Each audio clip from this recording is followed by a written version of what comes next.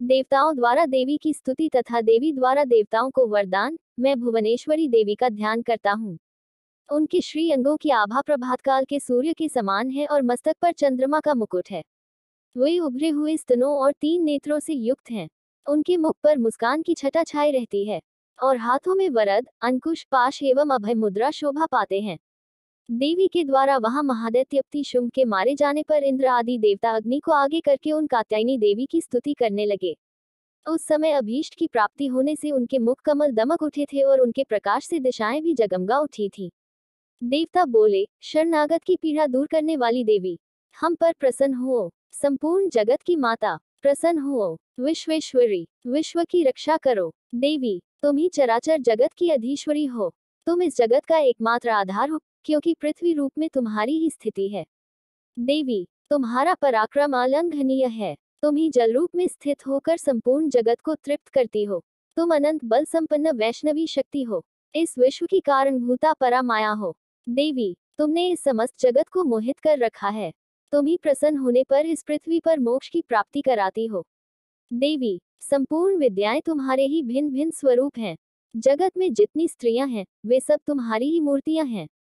जगदम्ब, एकमात्र तुमने ही इस विश्व को व्याप्त कर रखा है। तुम्हारी स्तुति क्या हो सकती है। तुम तो स्तवन करने योग्य पदार्थों से परे एवं परावाणी हो। जब तुम सर्वस्वरूपा देवी स्वर्ग तथा मोक्ष प्रदान करने वाली हो, तब इसी रूप में तुम्हारी स्तुति हो गई। तुम्हारी स्तुति के लिए इससे अच्छी उक्तियां और क्या हो सकती हैं। बुद्धि रूप से सब लोगों के हृदय में विराजमान रहने वाली तथा स्वर्ग एवं मोक्ष प्रदान करने वाली नारायणी देवी, तुम्हें नमस्कार है। कला, काष्ठा आदि के रूप से क्रमशः परिणाम अवस्था परिवर्तन की ओर ले जाने वाली तथा विश्व का उपसंहार करने में समर्थ नारायणी, तुम्हें नमस्कार है। नारायणी, तुम सब प्रकार का मंगल प्रदान करने वाली मंगलमयी हो। कल्याण दायिनी शिवा हो। सब पुरुषार्थों को सिद्ध करने वाली शरणागत वत्सला, 3 नेत्रों वाली एवं गौरी हो। तुम्हें नमस्कार है। तुम सृष्टि, पालन और संहार की शक्ति भूता सनातनी देवी, गुणों का आधार तथा सर्वगुणमयी हो। नारायणी, तुम्हें नमस्कार है। शरण में आए हुए दीनों एवं पीड़ितों की रक्षा में संलग्न रहने वाली तथा सबकी पीड़ा दूर करने वाली नारायणी देवी, तुम्हें नमस्कार है। नारायणी, तुम रमाणी का रूप धारण करके हंसों से जुते हुए विमान पर बैठती तथा कुश मिश्रित जल छिड़कती रहती हो। तुम्हें नमस्कार है। माहेश्वरी रूप से त्रिशूल, चंद्रमा एवं सर्प को धारण करने वाली तथा महान वृषभ की पीठ पर बैठने वाली नारायणी देवी, तुम्हें नमस्कार है। मोरों और मुर्गों से घिरी रहने वाली तथा महाशक्ति धारण करने वाली कौमारी रूपधारिणी निष्पापे नारायणी, तुम्हें नमस्कार है। शंख, चक्र, गदा और शांख धनुष रूप उत्तम आयुधों को धारण करने वाली वैष्णवी शक्ति रूपा नारायणी, तुम प्रसन्न हो। तुम्हें नमस्कार है। हाथ में भयानक महाचक्र लिए और दाढ़ों पर धरती को उठाए वाराही रूप धारिणी कल्याणमयी नारायणी, तुम्हें नमस्कार है। भयंकर नरसिंह रूप से दैत्यों के वध के लिए उद्योग करने वाली तथा त्रिभुवन की रक्षा में संलग्न रहने वाली नारायणी, तुम्हें नमस्कार है। मस्तक पर किरीट और हाथ में महावज्र धारण करने वाली, सहस्त्र नेत्रों के कारण उद्दीप दिखाई देने वाली और वृत्रासुर के प्राणों का अपहरण करने वाली इंद्रशक्ति रूपा नारायणी देवी, तुम्हें नमस्कार है। शिवदूती रूप से दैत्यों की महती सेना का संहार करने वाली, भयंकर रूप धारण तथा विकट गर्जना करने वाली नारायणी, तुम्हें नमस्कार है। दाढ़ों के कारण विकराल मुख वाली मुंडमाला से विभूषित मुंडमर्दिनी चामुंडा रूपा नारायणी, तुम्हें नमस्कार है। लक्ष्मी, लज्जा, महाविद्या, श्रद्धा, पुष्टि, स्वधा, ध्रुवा, महारात्रि तथा महाविद्या रूपा नारायणी, तुम्हें नमस्कार है। मेधा, सरस्वती, वरक श्रेष्ठा, ऐश्वर्य रूपा, पाभ्रवी, भूरे रंग की अथवा पार्वती, तामसी, महाकाली, नियता, स्वयंप्रायणा तथा ईशा, सबकी अधीश्वरी रूपिणी नारायणी, तुम्हें नमस्कार है। सर्वस्वरूपा, सर्वेश्वरी तथा सब प्रकार की शक्तियों से संपन्न दिव्य रूपा दुर्गे देवी, सब भयों से हमारी रक्षा करो, तुम्हें नमस्कार है।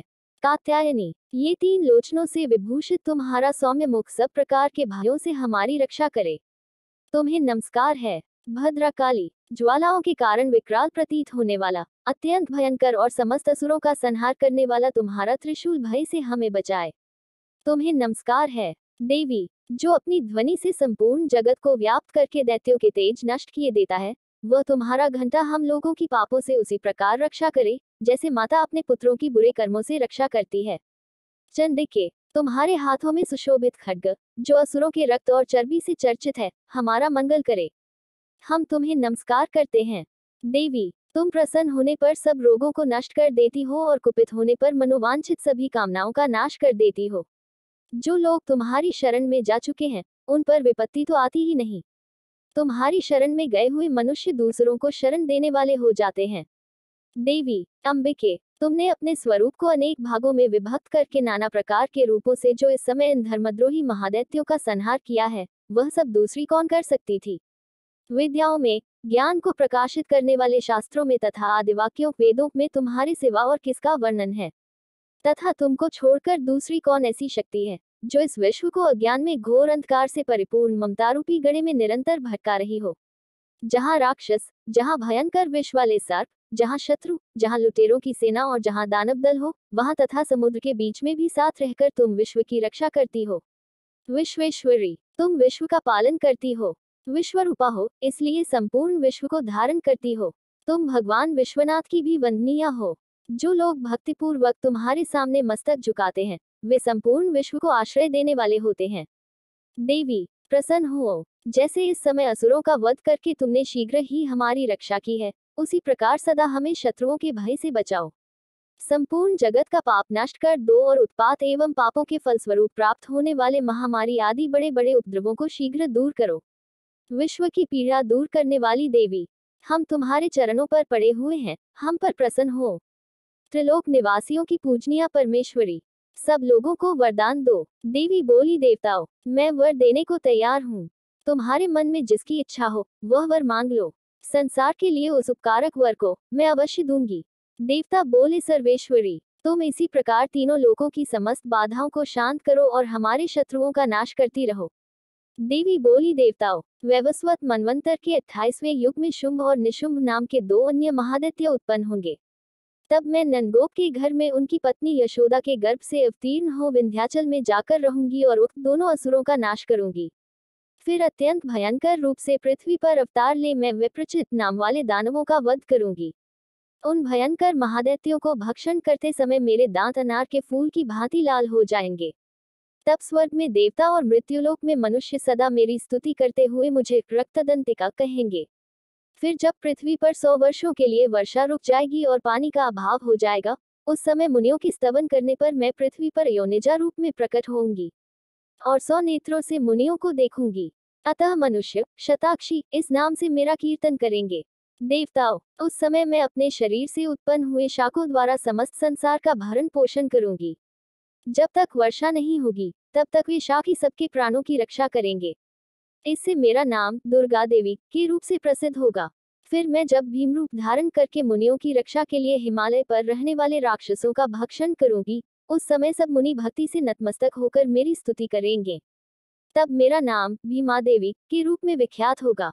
जब अरुण नामक दैत्य तीनों लोकों में भारी उपद्रव मचाएगा, तब मैं तीनों लोकों का हित करने के लिए 6 पैरों वाले असंख्य भ्रमरों का रूप धारण करके उस महादैत्य का वध करूंगी। ऐसा करने के कारण पृथ्वी पर शाकंभरी के नाम से मेरी ख्याति होगी। उसी अवतार में मैं दुर्गम नामक महादैत्य का वध भी करूंगी। उस समय सब लोग भरामरी के नाम से चारों ओर मेरी स्तुति करेंगे। इस प्रकार जब जब संसार में दानवी बाधा उपस्थित होगी, तब तब अवतार लेकर मैं शत्रुओं का संहार करूंगी। इस प्रकार श्री मार्कंडेय पुराण में सावर्णिक मनवंतर की कथा के अंतर्गत देवी महात्म्यों में देवी स्तुति नामक 11वां अध्याय पूरा हुआ।